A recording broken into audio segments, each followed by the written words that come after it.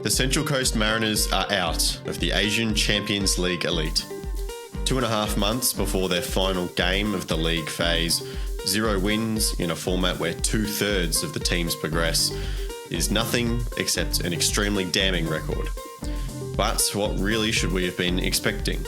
A couple of wins probably, but the A-League is uniquely designed to screw over any of the smaller clubs that venture into Asia by virtue of the salary cap. The competitive balance formula that keeps the more well-funded A-League teams from running away with the toilet seat every year, an essential piece in a league without relegation to ensure competitive spirit. Some have called for the cap to be scrapped. That's probably not the answer either, but the one we have now isn't providing us the best opportunities abroad. There's that minefield, Sydney FC playing the kids in their final game of the ACL 2, and a look ahead to round 7 of the A-League on this episode of the Round Ball Australia podcast. My name is Lachlan Avil, and tonight I am joined by Christian Montegan. Christian, it appears we've both been doing a little bit of Black Friday shopping, a little bit of technical upgrades this week. Yes, indeed. I finally got my new MacBook Pro, Apple Mac. So yeah, it was definitely needed because Lockie, you weren't happy with some technical difficulties. Hopefully that all sorts itself out, and we can sort of get going. I've never been so just joyous to look at your face because the clarity that is coming through is beautiful. And of course, people who are watching will be able to see my new microphone as well. Didn't quite go to plan, Jacob Stevens. It's a good quality microphone. Apparently, good quality microphone's very heavy, and my current microphone arm couldn't take the load, and one of the bolts that was holding it together is actually snapped. So I've kind of got an Allen key in here, and I'm just plugging in so it holds up.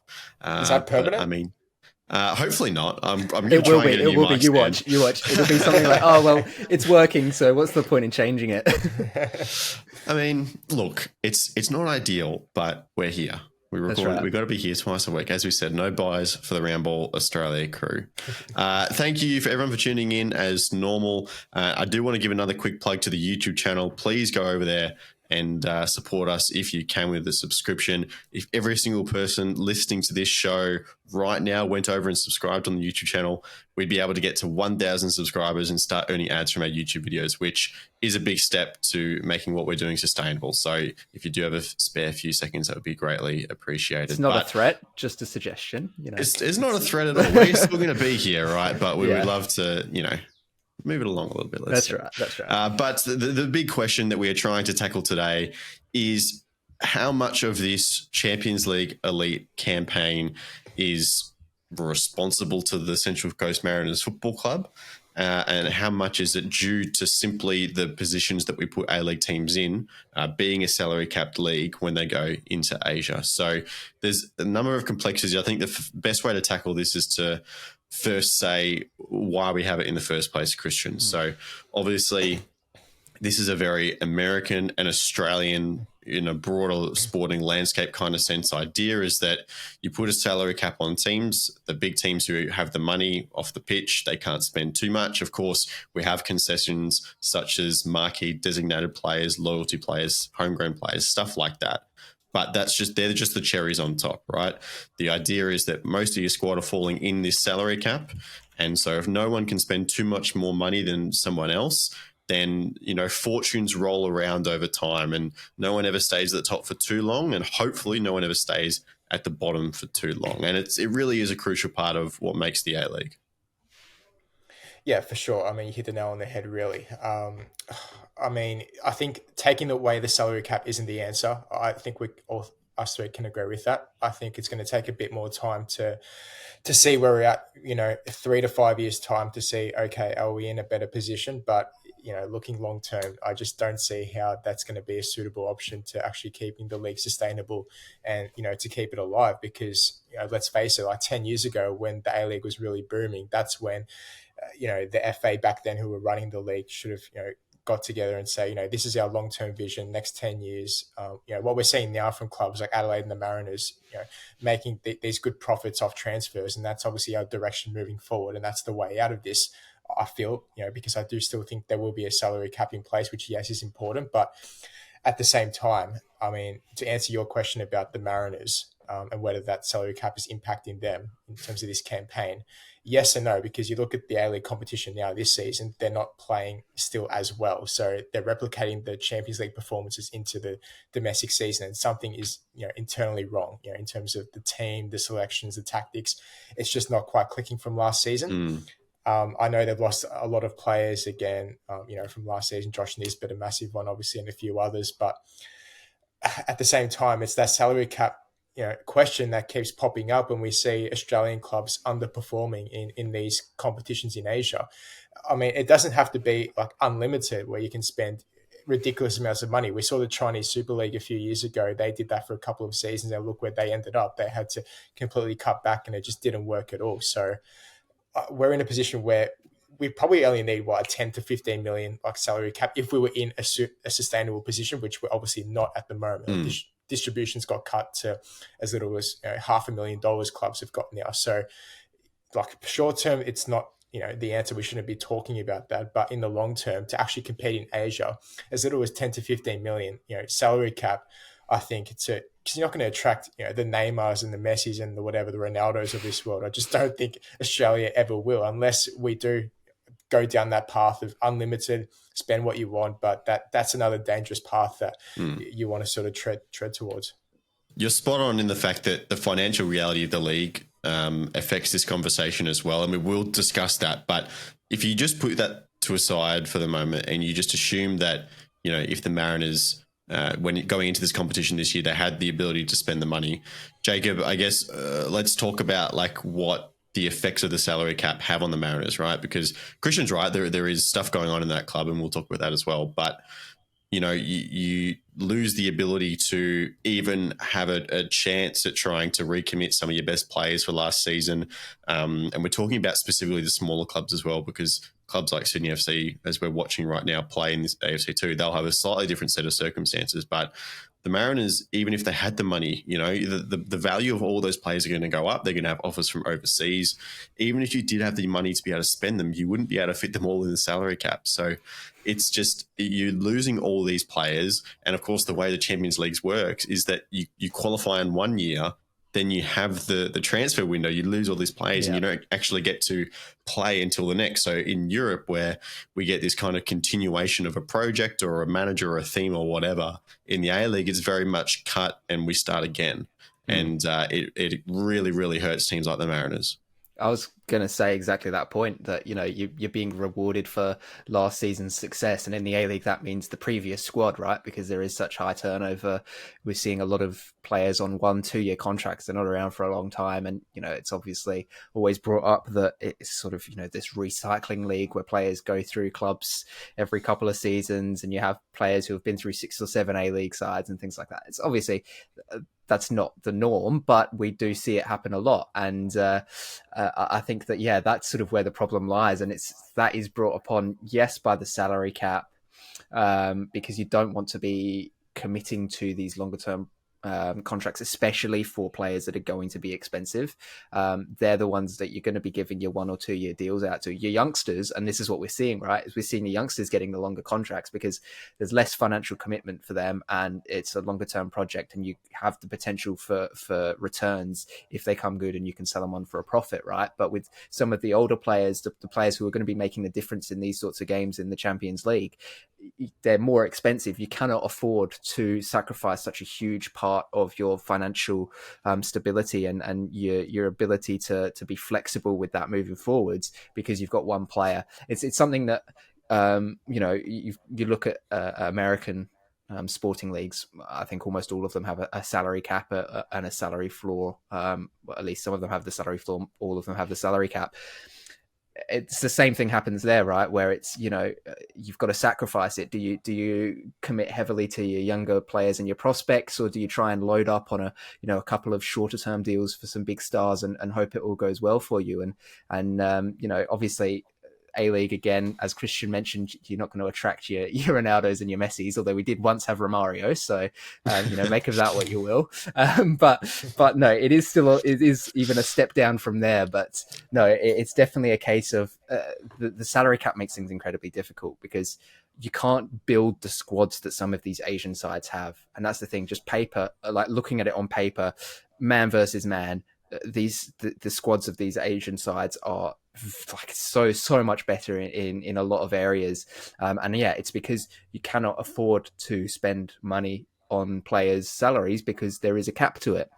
And yes, okay, there's workarounds with it, but things like, for instance, the loyalty player, and part of their wages not counting to the salary cap, it doesn't matter because, like I said, you've not got players that are sticking around for a long period of time anyway. In most circumstances, right? They're gone after a couple of years anyway. There's very rare occasions where you'll have club legends sticking it out, but they're not going to necessarily be the sort of difference makers that you're wanting to actually have a discount on the salary cap for. So, look, while I think it works well in a domestic setting, right, and it's created this league where anybody can win it at any year. It has created some fantastic competition over the years. Yeah, it does sort of limit what these clubs can do moving forwards into Asia, and it's saying something when we've only seen really, I think, two good instances or good examples of A-League clubs going deep in Asia, right? Obviously, Adelaide United and Western Sydney Wanderers. Think about how many clubs have been put in through the Champions League system in Asia from Australia with just so few results. And these are some of the best sides that the league has ever seen. And they're unable to get those results in Asia. So, I think that people who sort of overlook the salary cap as an issue, perhaps it's just a misunderstanding of just how important it can be in this situation, because there are going to be players in some of these sides who are more than the salary cap alone, sort of thing, right? That you're coming up against. I mean, significantly, how can you compete with that, right? It's incredibly difficult to do, and unless you're playing absolutely lights out football, and yet on one of those once every decade runs in this competition, you don't really stand a chance if you're an Australian club. And I think that's the difficulty, right? Is that when you've seen so many of these sides fail every time that they've been asked in this competition, how do you motivate a side to go, right, no, we're going to be different this time with even fewer resources and even fewer finances and things like that? And I think that's where it's difficult. I think obviously the Mariners did extremely well last season in the AFC Cup, but again, that's what was then the second tier of competition is now sort of the ACL2, which is what Sydney is in, but it's not exactly because of the changes and all that. But it was the second tier of competition in Asia. They still would have struggled in the Champions League. So it's a really difficult one, because I think, Christian, you sort of quite rightly said you can't just scrap it right now because the league's not in a state where that would work for all but maybe two or three clubs right at the very top of the league in terms of finances. So it's a difficult one, because obviously now with changes to the prize money as well in these Asian competitions, clubs are going to want to be winning more and more. What was it we said last episode was like $100,000 per win, right? That's a huge amount of money for these clubs, but they're unable to get the win because they don't have the chance to spend that money in the first place. So it's a really difficult puzzle to try and sort out, obviously well above my pay grade and why I'm not in any of those decision making positions. But no, that's why you stick to the talking tactics. That's right. Yeah. I'm here to just chat about it. I'm not going to actually make any suggestions, because honestly, it seems like, it's one of those ones that's just an extremely difficult thing, because you either sacrifice what you've got domestically, or you sacrifice your continental competition, or your chances at competing at that level. So yeah, it's a really tricky one. For me, there is two things that Australian football would have to accomplish before you considered removing the cap. Maybe we can have a different conversation about moving it up and down, but to get rid of it, first of all, you have to have clubs in a healthy enough financial position to earn a profit, earn money, and then spend it on players, which we don't have at the moment. And the second part for me, and this is fundamental, Christian, is a promotion and relegation system. That is another form of fundamental competitive balance that exists all around the world in football, even in Australia, just not in the A-League. But we don't have that. And so even if we have clubs like the Newcastle Jets, at the moment, Western United, whatever, that traditionally are towards the bottom end of the table, they know they have this salary cap, so the big teams can't spend too much, and it's not going to be an even spread. The fans of that club know that. But, every 8 years, you're expecting that you can have a team that, if managed correctly and if built correctly, can challenge for an A-League title, right? Imagine if we didn't have a salary cap in a closed league where those 4 teams that you're chasing every 6 or 7 years are even further ahead of you, and you're just stuck down the bottom every year with not only anywhere to drop to maybe where you could play competitive football, but just no hope of earning any money to compete with the top teams. It would just be completely useless. And I think the promotion relegation system would definitely bring that added sense of that incentive to clubs, because you're sitting languishing in the bottom 4 places. A club like the Jets or Western United know that they can survive, right? They're going to be in the A-League next season. So what's it to them? Of course, they're going to build for the future, which is great. But at the same time, at least it gives that bit of a nudge to say, they can try and be more ambitious in the transfer market. But again, we go back to the same issue of the financial issues, which, to your first point, Lockie, is the main priority if we are to even think about discussing getting rid of the salary cap. So if it does eventuate in the future, whenever that may be in Australia, like, I'm all for it, because yes, it might mean that the clubs like Sydney, Melbourne Victory, the Wanderers, they're going to be basically near the top for a lot of the time. But you see competitions around Europe, you see the same clubs competing for the league title, every season anyway. So I think that's a new reality that Australian fans are going to have to accept. Because in Australian sports in general, we're always used to AFL, NRL. They've got the salary cap as well, and you want to see different champions each year and spread it around. But in football around the world, especially, it's different. It doesn't quite work that way. We don't have draft picks and and a salary cap in terms of global competition in football. So it's just these new sort of realities that we've got to try and sink in our minds and get used to if we are to have that further discussion. Can I just say that I don't think that promotion and relegation is necessary. I think there is actually an alternative to it if you are to keep a closed league. And it's something that, look, I do enjoy my baseball. I'm a Pittsburgh Pirates supporter. And that fan base has been through a lot over the years, because it's exactly the scenario you described, Lockie, right? Where it's a closed league, there's no promotion and relegation. And there's kind of a salary cap of sorts where you just pay a little bit of tax if you spend over it. So for the rich owners, right? Luxury tax. So for the rich owners, they don't really care. It's just a fee that they pay to have better players, basically. But for the lower teams, there's absolutely no incentive, like you mentioned, and they can just languish at the bottom. They do get a good draft pick every now and again, but even then, if they don't develop the players properly, etc., it doesn't come out. One of the things that has constantly been parroted over the years is bring in a salary floor. You've got to hold the owners and the people with the money accountable. If you say you have to spend this much money, then there's no reason why you can't close that competitive gap up. Now, obviously, it's not ideal, because they could just go, well, we're just going to have the same rubbish squad and spend the absolute bare minimum we can on them, right? But the chances are that if they're forced to spend more money, they're going to look to bring in better players that actually can at least justify that cost in some way. So while it's not perfect, I don't think that you have to have promotion and relegation when you can have something like that in place as an alternative. I don't know if it would work in football though. We do have a salary floor in the A-League. Oh, do we? Yeah, so we have a salary cap, which is somewhere around like the 2.7 million. Yep. And the salary floor is anchored to, I'm pretty sure it's 95% of the cap.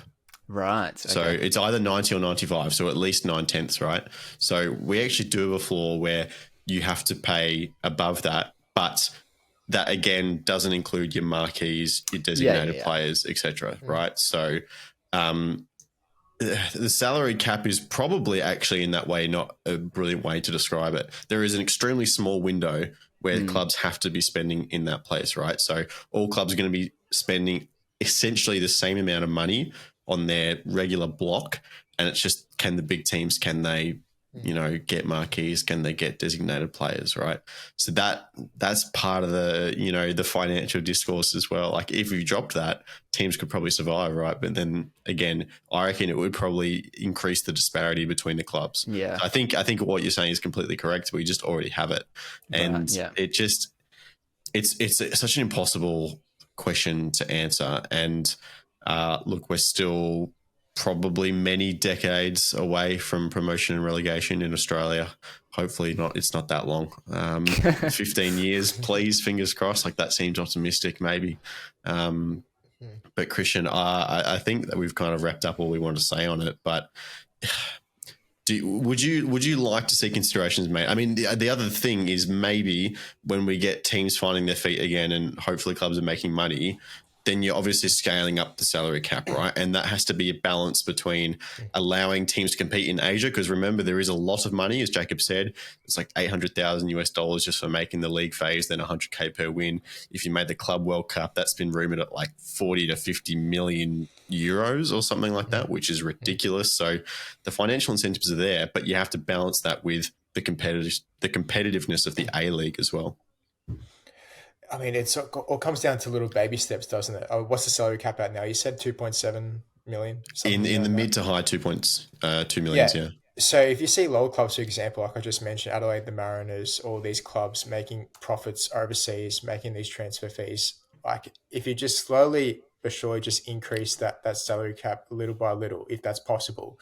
I'm not saying to go all out, but just, come together with the clubs, the APL, sort out the financial, aspects of what's happening between each club, and then I guess go from there, because otherwise, just why are you having this discussion in the first place? I think, it's very tricky, like you said, Lockie, and I think that's the only way I see out of this is, just developing those young players and, selling them for a profit. Otherwise, how else are you going to do it? The distribution, scenario before the season that hasn't, played well into the hands of the clubs.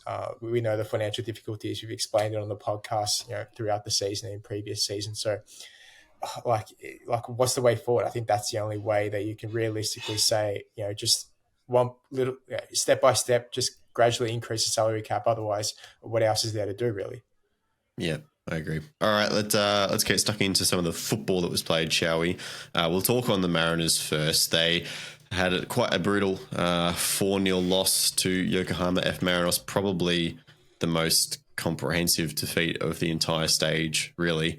And Mark Jackson had some pretty stern words to say about his team after the match. Take a look. But when people don't stick to the tasks and are willing to run and stay connected and work for the team, then you fall short against good teams. You'd have to ask the players that who I felt didn't run. For one, I've never had to do this, and I say sorry to our supporters because that first half performance wasn't acceptable. But yeah, there's a few things I need to address, and the players certainly knew how I felt at half-time.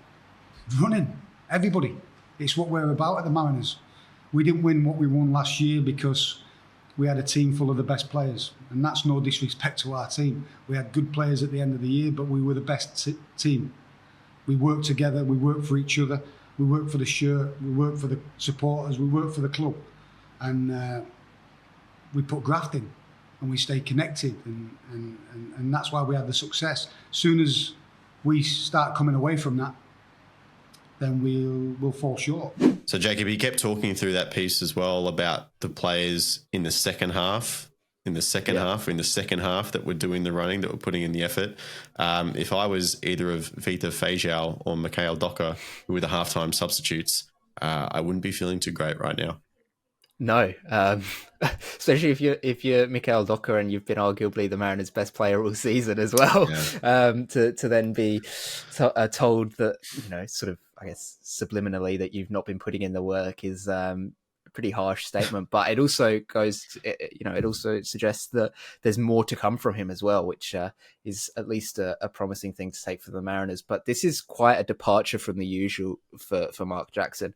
In his press conferences, most of the season, he's been quite restrained with the way that he's spoken about the team and the performances, and the fact that, okay, yes, they haven't maybe done things right, but he's again always touched on, don't write us off. We were here last season. We've lost a lot of players. This is an obvious departure from that, and an outright almost sort of indictment on the level of effort that his squad's putting in, which, that's a big step to take as a coach, right? Because all of a sudden you're not the one, holding the accountability, if that makes sense, right? That's sort of part of a coach's job, is you're the first one to get the blame. And now it's like, well, I can't keep doing this every week. I'm gonna have to I'm gonna have to tell the truth at some point, and that just happened to be after this game, and I think he chose a good one for it, because it was a pretty awful performance from the Mariners, all things said and done. It was like everything that they've done wrong throughout the season and throughout their Asian campaign so far has culminated into this one performance in a way. And it was, it's a shame, because we've always been saying, oh, if they can just do this for a longer period of time, or if they get this right, or if they do this, and they just flat out capitulation in this game. And we were saying that they would have had to have been perfect, plus had other results go their way. Well, obviously they've decided that they take fortune into their own hands and just cast themselves out of the competition. And that means that expect to see their sights fully set on the league. But it's going to take Mark Jackson some time now to whip this squad into shape, if what he's saying is true, right? If he's saying that the starting players that he's picking, the ones that you expect to be the best players or the ones to put in the effort, aren't putting in the effort, that's a massive statement to make. So very surprised to have heard that from Jackson, because he obviously didn't come out with any anger in it, but it's a big departure from how he has been all season long. Yeah, he very, very rarely turns on his players like that. He's always very supportive. And to be fair, that is easy to do when you're winning, granted, right? And they're obviously losing a lot at the moment. They do have things working against them, Christian, of course. We just talked about one of the massive ones. The injuries to Miguel DePicio and Trent Sainsbury, probably the two biggest in the squad as well. They hurt, of course. And I said this on social media last night, sometimes it doesn't matter how many excuses you can stack up. When you start losing this much and this comprehensively, heads will drop, confidence gets shattered all over the place, and that's often a lot hard to recover from than just some dodgy tactics. Well, I don't even think to this point it's about the player outs. It's more about the personality and the character shown within the side. And it doesn't matter what talent you've got at your disposal. The minimum requirement from any coach in the world is you want that maximum effort from your players, because you have all the talent in the world. If you don't put in the hard yards, and obviously post-match Jackson has come out and not happy with the work rate of his side, especially in that first half with the starting lineup, then you're going to have issues, aren't you? And we've seen this play out all season, and it's sort of been boiling to this point where it's really gotten up Jackson's skin to the point where he's had no choice but to come out in a press conference. He's probably thinking, if I can't get through to these guys in the change rooms behind closed doors, and I'm just going to have to say it in public and see where that takes us, because he's probably trying different things on the training pitch, but it just looks like nothing's working. You look at this game, Yokohama just had Mariners on a string, didn't they? For the whole game, which is an absolute disparity in class from start to finish. And you even look at the supporters traveling away from home. You see the away bay and the home fans, like just hardly any turnout. And it's just these constant problems that keep happening in Australian football they're trying to find answers to.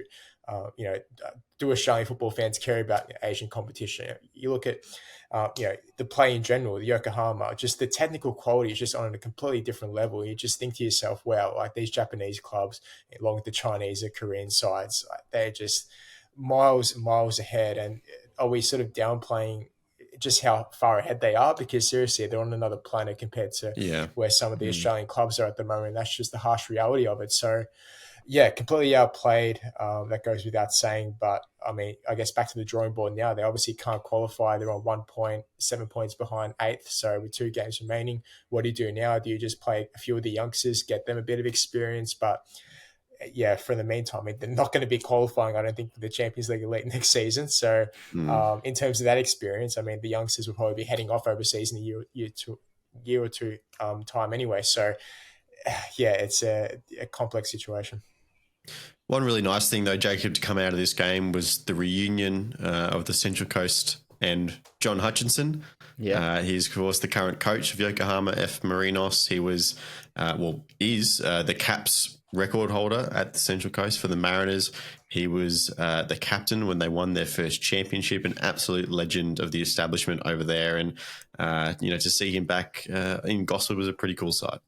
Yeah, I mentioned sort of these legacy players earlier, didn't I? Wonder if you can apply that to when they become coaches as well. Is that a thing that can happen? But Maybe he got his hotel on a loyalty discount. yeah, that's right. Yeah, I bet he didn't pay for a pint all the time he was there. No, yeah, no, it's awesome to see these little reunions happen. And I mean, there's been a few in Asia this season so far as well. In terms of just Australian football figures and A-League figures and things like that. And it's really cool to see because it feels like we're not, I suppose, not as isolated as perhaps have been in the past, where it has been a very foreign experience playing some of these Asian sides. Now there's a lot of familiar faces around, and it's almost like, oh, hold on, like, you know, we were saying we've struggled at this level, but with, you know, at least we're starting to get these Australian faces around the place to make it feel like we deserve to be there. And I think, you know, there's no denying the fact that the likes of the Mariners deserve to be in the Champions League after their performance in the AFC Cup last year. But yeah, it comes back to then the being competitive thing. So no, it's awesome to see these little stories popping up around the place, and, you know, perhaps the only good moment for Mariners faithful to come from this encounter was the getting to see Hutchinson again. Yeah, you're right. And look, as much slack as this new format gives us, well, people give to it, I should say, one thing it does allow is instead of your 3 opponents in the group, you get 8, right? So there is more of the mix mash. You're meeting lots of different people, lots of different players, lots of different teams. So for me, that's one of the big benefits out of this format. Let's go to Sydney. Christian, they are 79 and a half minutes through their game with Kaya, as we're talking about them. They're rooted into second spot, so there's no jeopardy in this game. They've gone for a pretty youthful lineup. I watched the full first half. Adrian Segatic, for me, was a standout there. Tiago Quintal getting a start is pretty cool as well, I think. But just an opportunity to rest some of their key players at home, put their feet up, because they'd already locked in their place. Yeah, you mentioned Tiago missed an open net, didn't he, from 4 yards out? Yes, the open net, yes. The ball was moving. It was on an angle. He only had a little bit of the goal to work with. It was open. He should have scored, but well. I guess you can afford that, can't you? In second place, like you mentioned, they can't move. You know, they've qualified for the next round. There, we were discussing before this tournament commenced, what is their expectation, their ambitions, what should it be? And I think definitely going deep. I mean, quarterfinals bare minimum, but you see the teams in this comp. I think it's John Book Motors who are probably the standout contenders for the title, along with Sydney FC. So you'd have to say at least quarter semis to at least deem it a somewhat successful campaign. I guess it just depends on the path and the draw that they get. But so far, I mean, obviously the loss to Sanfrecce, we know they're obviously a quality side in Japan. We sort of saw a bit of the talent gap there. And again, it goes back to the experience as well. Sydney, yes, they're a big club in Australia, but in terms of those big games that you've got to win, like Sanfrecce, it's whether we can elevate ourselves to the next level. And that's going to be the real question once Sydney progress deeper into the knockouts. So I've done some research here, right? So I got some fun facts for you. So Sydney have locked up second going into the round of 16. Finishing second does hurt, by the way. The 2 losses against Sanfrecce means that they have to be drawn against a first place finisher from another group. That will hurt them. Okay. Yeah. So they go into the round of 16. These are all now 2-legged home and away ties, all still in the East. So the West and the East are still split in this competition until the very end, the single-legged final. And when they do the draw for the round of 16 as well, that will set the entire path. So we'll be able to look ahead and figure out what the matchups will be. In terms of possible opponents, quite a funny coincidence here. It will be either Bangkok United or Jeonbuk Hyundai, as you said, Christian. They're the 2 teams who are already confirmed to be finishing first in their group. And if they win a late fixture a little later on tonight, Lion City Sailors from Singapore. And all 3 of those teams were in their little same group in last year's Champions League. So they get to have a nice little reunion at top of their groups in this competition. I thought that was funny. But it shows the pedigree, right, that the Mariners, that Sydney FC are going to have to deal with. That's 2 teams in Bangkok and Jeonbuk that made the knockouts of the Champions League proper. number one, numero uno last year, right? So these are good teams. So there's a clear preference as to who the Sky Blues would want to draw. That would be Lions City or the other team that they're playing tonight. There's stuff going on there. I can't remember the name, but and from after that, it's random. So at the very least, even if you get to a semi-final, you're playing a team, and that's just the semi-final in the East. You're playing a team who's got some very good quality. So well done to Sydney for making the knockouts. I think Jacob, we all expected they would get that far. But really, I think, honestly, I underestimated as well the difficulty of what this knockout bracket will bring.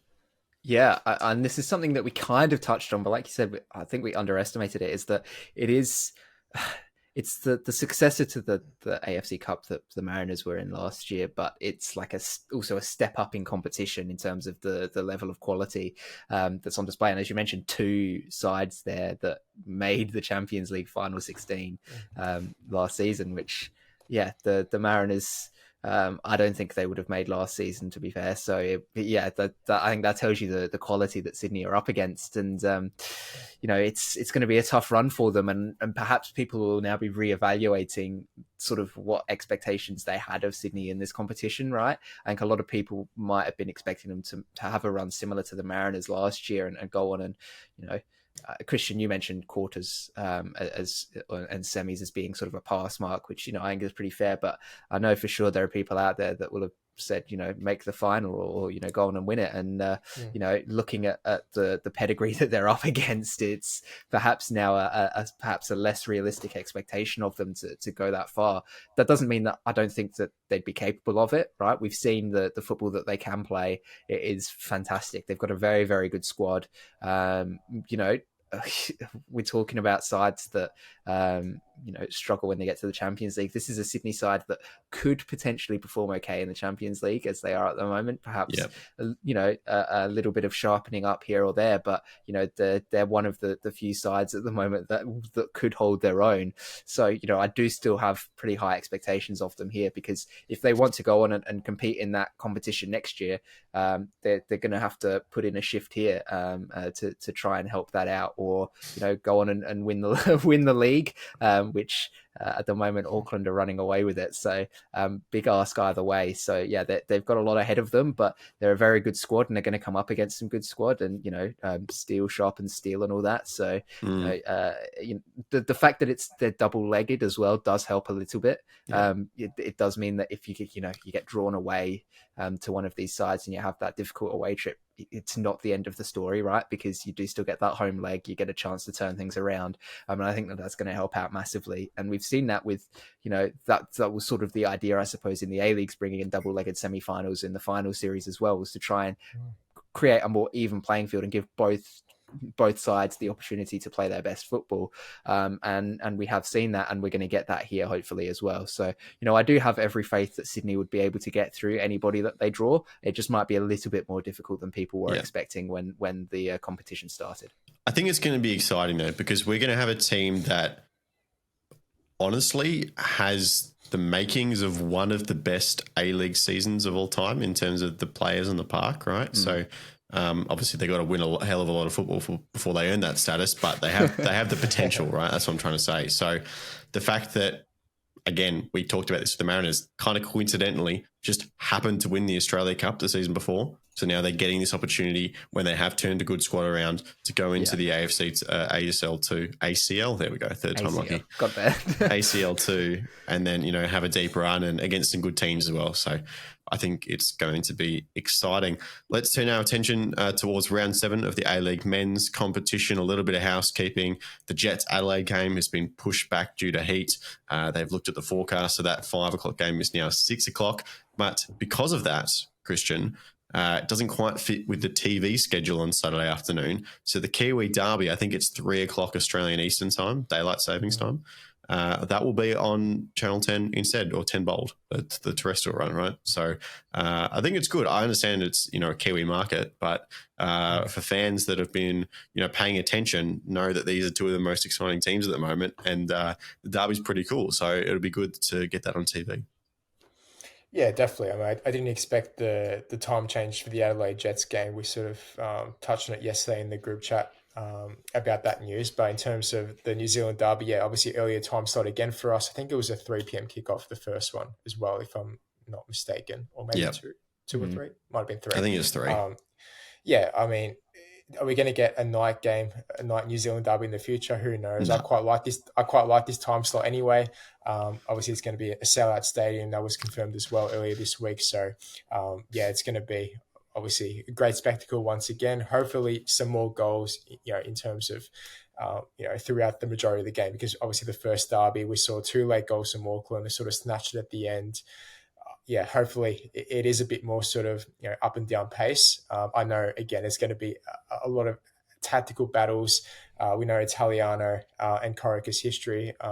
We know their coaching ability. They're going to want to sort of shut up shop a bit. They're going to sort of see each other out, especially in that first 45 minutes. But no, definitely excited for it. And is that going to impact the Tonight Show or what it's called on Paramount? To be honest, I have no idea because that would start at 7:00, and then you got the Jets Adelaide game at 6.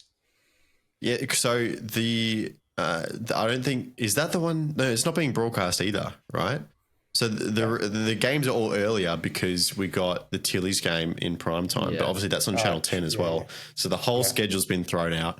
I have no idea how it's going to work. But you mentioned they sold it out. They absolutely have. And a little bit more as well. They went to the hill they've got on that side of the ground and thought, we could fit a few picnic blankets over here. So they opened up a few more tickets, and I believe they've now got the capacity. The official capacity is exactly 1 person larger than the crowd that was at the first derby at Sky Stadium in round 3 or whatever it was. One-upping them literally. They have to get literally every single person who bought a ticket to go through the door. Who knows what number they show up on the screen on Saturday afternoon. What's the banter going to be now? A bit of a tifo before the game to say, we beat you by 1. We got 1 more fan than you, something like that. I don't know. But it's incredible. Great banter. We saw that last season at the grand final with the Mariners. Remember how they opened up a few extra seats in Gosford for the grand final? I think it was they took down the sauce bottles, right? Yeah, temporary stands, yeah. Very controversial. I hope they don't take down the slide down at Mount Smart to fit people that'll in. do it. No way. Surely you can fit a couple people on the steps up to the slide, so there's a few more seats. Open those up for sale as well. You just have a constant rotation of people going down the slide and watching the game just to get. You get to watch 5 seconds as you go down. Absolutely. All right, let's get stuck in to the teams. For Brisbane Roar, Nisa Acosta is back from injury. He was exciting in round 1, so it'll be interesting to see him. Can he be the one to turn Brisbane's fortunes around? For the Classico itself, Hiroki Sakai will be available, and Tim Payne back from injury as well. So I think apart from Finn Conchi, that is pretty much full strength from both sides, which is exciting. Newcastle, Lockie Rose, that's a big one. Finally, they're going to have a recognised striker going into their clash against Adelaide United. Western get Dylan Leonard back from suspension, of course, and then Sunday afternoon, Ryan Edmonton picked up that knock in the Champions League on Tuesday. He is out. And Hayden Matthews, who is actually the captain tonight for Sydney FC, congratulations to him. I assume that's for the first time. I'd be amazed if it wasn't. He returns from suspension also. Christian, in terms of highlights there, it has to be Lockie Rose, right, for me? Yeah, you'd probably argue that he would be the main difference maker out of all those players available.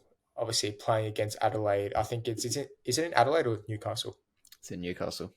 In Newcastle. I mean, that's one that they could definitely sort of cause an upset. I don't really see it that way. I think it sort of is more of a 50-50 split. But if you've got someone like Lockie Rose coming into that side, I think that can give him a big advantage in terms of going all the way and getting the 3 points. Looking at the list as well. Even Acosta for Brisbane, returning from injury. I think he's another one who could provide a bit more of a spark. I've been impressed with his first few games of the season.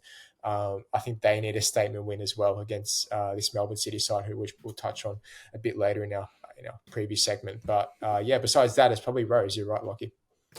All right, let's get stuck into the weekend look. Jacob, why don't we lead off with you? Give me a burning question. Will there be any undefeated teams at the end of this round? Obviously, 2 teams currently undefeated in Adelaide somehow, and Auckland, who are yet to even concede. So, the likelihood is that there will be at least one. you'd put your money on Auckland if you were smart. But there will probably be at least one. But I mean, I'd be interested to see, can the Phoenix get the job done? Will Adelaide finally lose a game they deserve to lose? Time will tell. But I definitely find it interesting that we've got two teams undefeated at this stage of the season, and that so far neither of them have managed to lose. So that's my question. How long can this last? My burning question is, how is Chiefy going to expose the Black Knights? I know he's cooking something. He has to be. He's been in the kitchen for like a month cooking something up for us. I said this on the prediction show, but Chiefy is just like the guy you don't want to give a second look at the same thing, right? He's had a couple of games now. Obviously, wouldn't have had any scouting knowledge essentially going in apart from the first two games of the season. So he's got a bit more of a log now to go back and look at, and it's been a very consistent Auckland team as well. So I reckon Chef Chiefy, he'll be cooking something up for us. I'm keen to see it. Christian?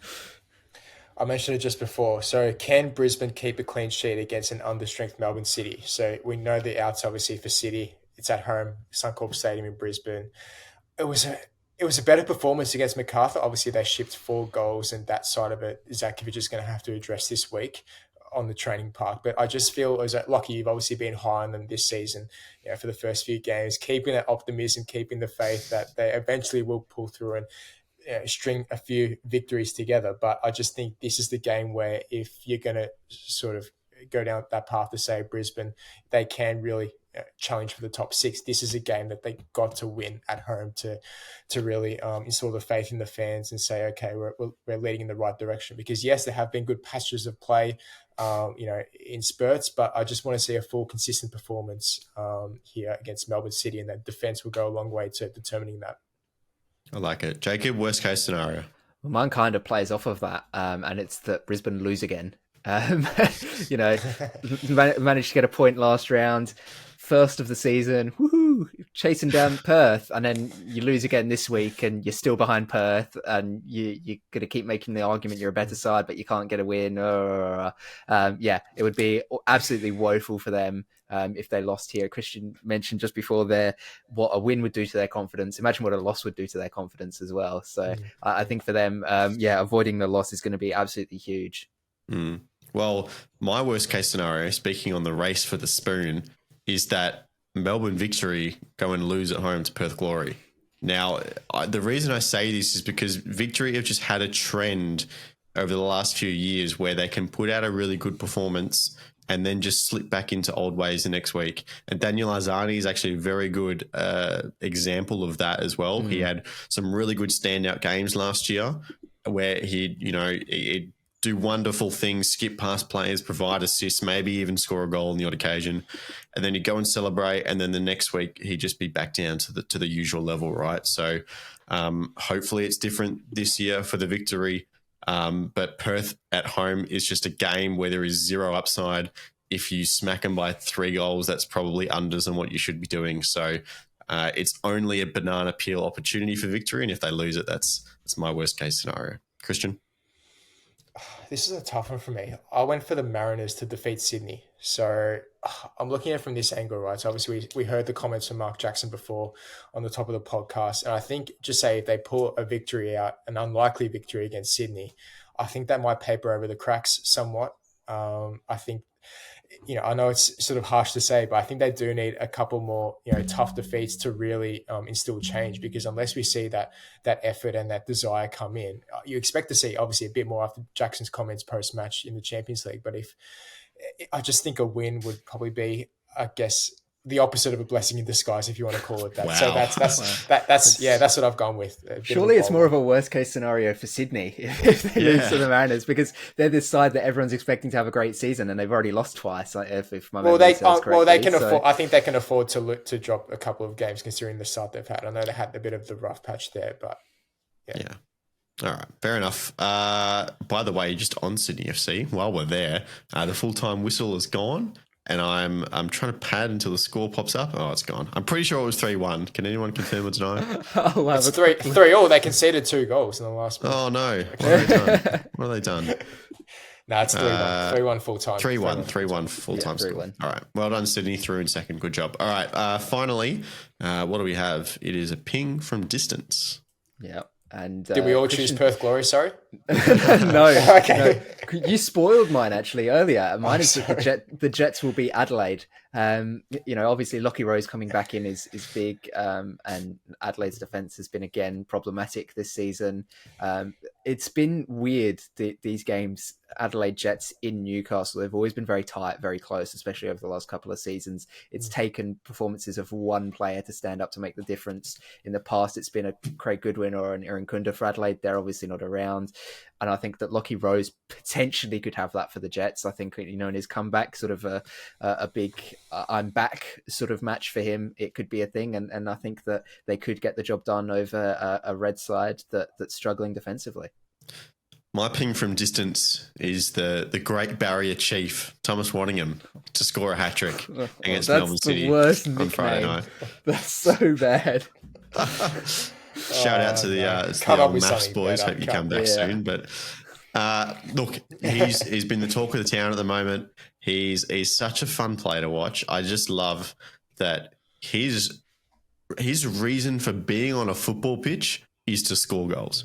And he's going to hang around the penalty box and he's going to try and score goals.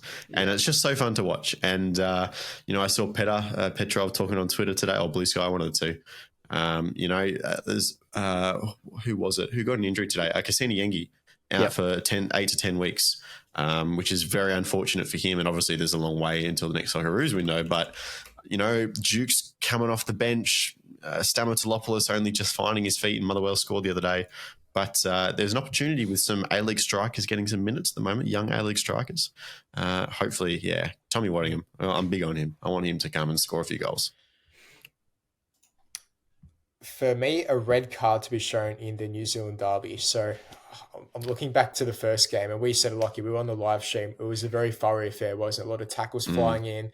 And I'm surprised there weren't more cards, to be honest. I forgot what it was at the top of my head. But I just think this second installment, Wellington obviously going to want revenge. It's going to be even more of a fiery affair. So I'm expecting one red card. And if you listen to my predictions, I said Macarthur Sydney will get a red card a few weeks ago, and that prevailed. So let's see if we get 2 out of 2 here with the ping from distance. But does this fixture have a history of red cards, though, Christian?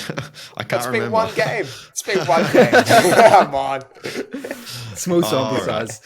Very, very nice indeed. The final little bit of news we have for you, according to Simon Hill, who I think we all agree is a very trustworthy source, his understanding is that the Canberra men's expansion bid hope to have an investor in place by January. Now, this is another case of ifs, buts, and coconuts. We've heard this so many times. But look, time is running out.